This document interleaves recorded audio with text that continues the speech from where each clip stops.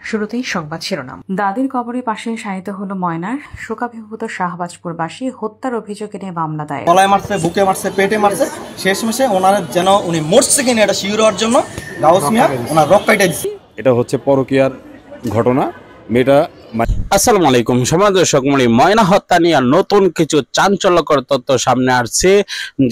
যেভাবে তাকে হত্যা করা হয়েছিল, পায়ের রগ পর্যন্ত কেটে দেওয়া হয়েছে, সেই পৈশাচিক নির্মম হত্যাকাণ্ডের বর্ণনা দিয়েছেন তার পরিচিত আত্মীয় স্বজনরা। বিস্তারিত আপনাদেরকে দেখাবো। সেদিন ময়নাকে কিভাবে হত্যা করে মসজিদে রেখে এসেছে, ভয়াবহ সকল বিস্তারিত বর্ণনাগুলো দেখতে পারবেন। একটি লাইক করে শেষ পর্যন্ত দেখতে থাকুন। এমন একটি পৈশাচিক ঘটনা কোনোভাবেই মানতে পারছেন না এলাকাবাসী। মাইমুনা আক্তার ময়নার মতো মৃত্যু যেন আর কোনো শিশুর জীবনে না ঘটে এবং হত্যাকারীদের এমন দৃষ্টান্তমূলক বিচার করা হোক। কেউ যেন আর মাইমুনা আক্তার ময়নার মতো করুণ পরিণতির শিকার হতে না হয় দাবি করেছেন এলাকাবাসী। নির্যাতন করে হত্যা করেছে, আমরা তার দৃষ্টান্তমূলক বিচার চাই। এখানে প্রশাসনের কর্মকর্তাবৃন্দ আছেন, আপনাদের দৃষ্টি আকর্ষণ করছি, আপনারা সুষ্ঠু তদন্তের মাধ্যমে কোন নিরপরাধ লোক যাতে হয়রানির শিকার না হয়, প্রকৃত দোষী যারা তাদেরকে গ্রেপ্তার করে আইনের আওতায় এনে দৃষ্টান্তমূলক শাস্তির ব্যবস্থা করবেন। আমি ব্রাহ্মণবাড়িয়া জেলা বিএনপির পক্ষ থেকে এই পরিবারের পাশে আছি। আইনগত যত রকম সহযোগিতা লাগে ইনশাল্লাহ আমরা দিব এবং পরিবারকে সার্বিক সহযোগিতা করব।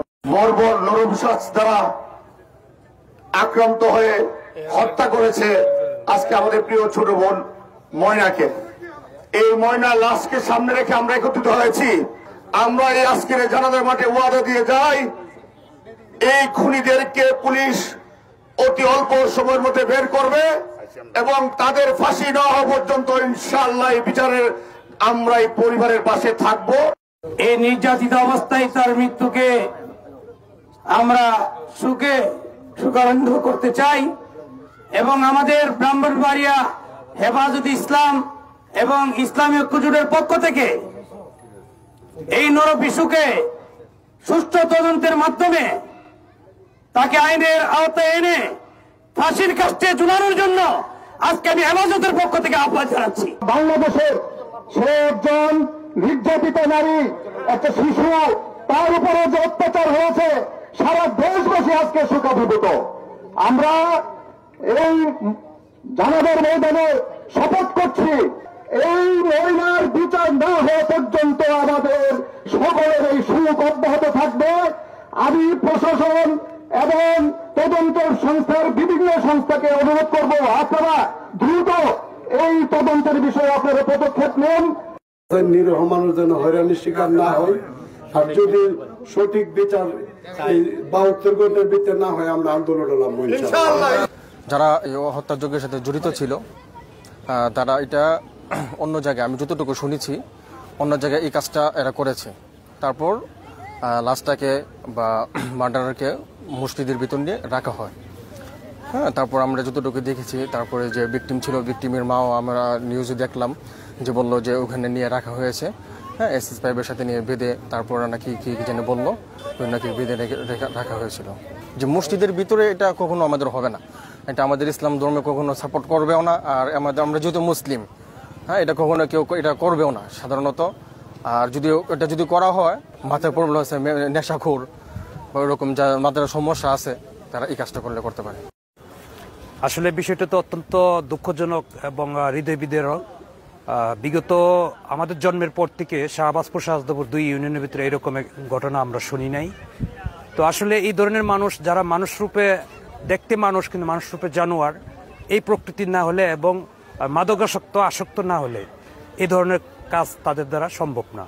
সুতরাং আমি আমাদের সরাইল থানা অফিসার ইনচার্জ এবং আইন প্রশাসনে যারা আছেন, নিয়োজিত আছেন, এই ঘটনার সাথে আমি সবার দৃষ্টি আকর্ষণ করব যে খুব দ্রুত সঠিক অপরাধীকে খুঁজে বের করে শাস্তি দেওয়ার জন্য। আর সেই সাথে আমি বলতে চাই যে কোনো নিরপরাধ লোক যেন হয়রানির শিকার না হয়। শাহবাজপুরের মাটিতে একটা মাসুম বাচ্চা 400 বছরের ভিতরে এমন কোনো ঘটনা ঘটে নাই। আমরা প্রশাসনের কাছে দৃষ্টি আকর্ষণ করছি যে এটা সুন্দর সুষ্ঠু বিচার হোক। এই মসজিদের ভিতরে যে ঘটনাটা করছে, এটা আমরা ইসলামের কাম শেষ করে দিয়ে দিছে। আমরা মানববন্ধন করব। আর আমরা এটা লইয়া কোনো আইনজীবী যদি কোনো কথা বলে আইনজীবীর সাথে আমরা ইয়ে করবো, এদের পক্ষে কে আছে। আমি অত্যন্ত লজ্জিত এবং দুঃখিত, দুঃখের সাথে জানাচ্ছি যে ন্যাক্কারজনক ঘটনা আমার এই এলাকাতে হয়েছে। বাংলাদেশের কোথাও যেন এরকম ঘটনা আর দ্বিতীয় না ঘটে। প্রশাসনের দৃষ্টি আকর্ষণ করছি, বিশেষ করে প্রশাসন যেন এটার সুদৃষ্টি দেয় এবং অতি দ্রুত এদেরকে আইনের আওতায় এনে একটা সুষ্ঠু তদন্তের মাধ্যমে এদেরকে বিচারের আওতায় আনা হোক। এই ঘটনাটা তো অত্যন্ত নিন্দনীয়, বেদনাদায়ক, মর্মান্তিক। আমাদের শাহবাজপুরের ইতিহাসে 100-150 বছরের মধ্যে এমন কোনো ঘটনা ঘটে নাই।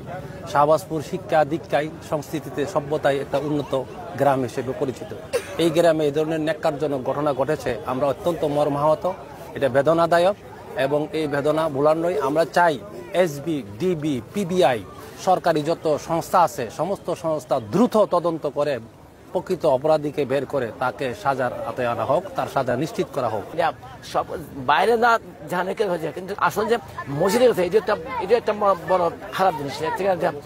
এটা আল্লাহর করে মসজিদের মধ্যে সঠিক জিনিসটা। News desk, Brahmanbaria news. প্রিয় দর্শক, সম্পূর্ণ ভিডিওটি দেখলেন, বুঝতে পেরেছেন ভিডিওটি গুরুত্বপূর্ণ। ময়না হত্যা নিয়ে যে চাঞ্চল্যকর তথ্যগুলো আপনারা দেখেছেন, বুঝতে পেরেছেন ভিডিওটি গুরুত্বপূর্ণ ছিল। আমরা চাই এই সকল আপডেট টপিকগুলো একত্রে আপনাদের মাঝে পৌঁছানোর জন্য অবশ্যই আপনারা এই সকল ভিডিওগুলো শেয়ারের মাধ্যমে প্রতিবাদে অংশগ্রহণ করবেন। আমরা চাই অবশ্যই আপনারা প্রতিবাদ করুন, এবং যারা ভিডিও বানিয়ে প্রতিবাদ করতে পারবেন না, আমরা যারা কষ্ট করে ভিডিও বানাই, অবশ্যই আমাদের পাশে থাকুন, লাইক করুন, শেয়ার করে দিন।